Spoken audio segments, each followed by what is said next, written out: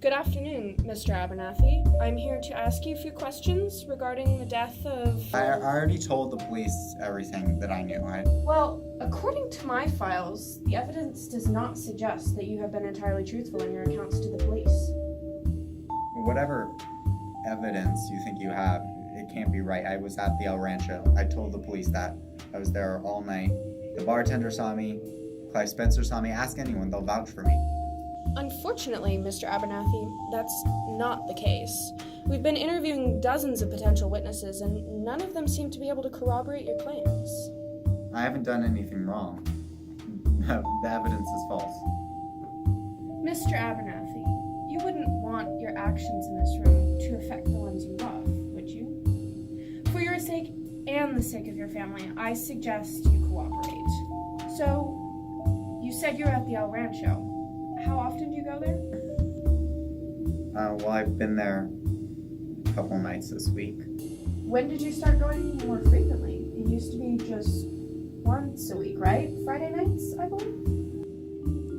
Yeah, but ever since my wife moved out, I guess I go more frequently. How much do you drink when you're out? I mean, just a little bit. Just kind of trying to numb myself. And you do have a history of violence, don't you? A few bar fights? No, I'm not a violent person. Harrison Parker, wasn't it? But that was different. He was being... How much do you even remember of these fights? Okay, it's been a long day. What you're talking about has no connection to the crime. And I just... Were you angry at him?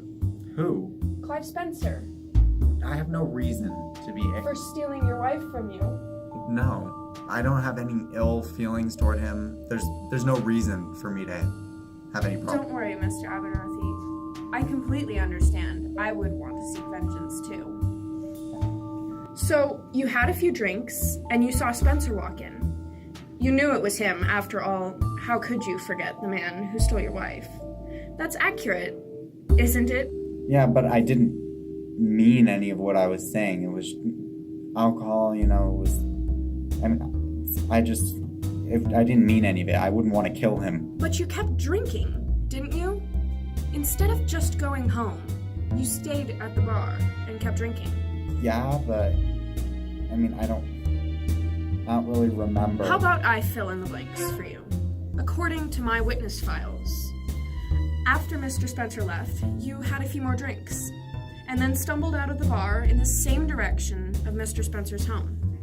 We have neighbors who have testified that they saw you standing outside of Mr. Spencer's home, the same home that he was found dead in the next morning. We also have eyewitness accounts of you disposing of blood-soaked clothing in the alleyway behind his house.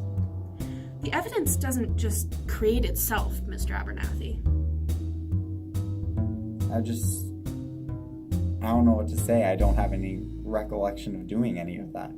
Well, isn't that convenient? You have no memory of the crime, but your memory of the hours before and after are completely clear. You remember drinking, you remember threatening Mr. Spencer, and you remember drinking even more.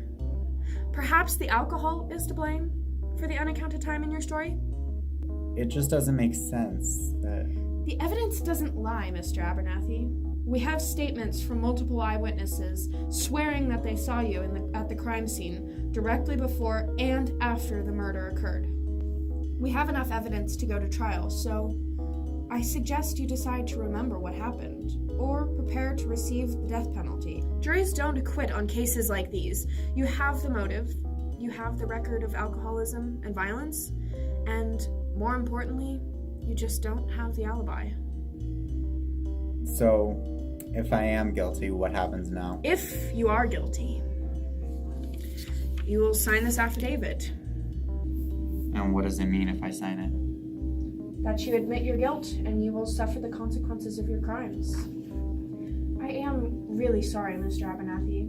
I can't imagine the weight that this crime is putting on you. It is incredible, the crimes that heartbreak can drive you to commit.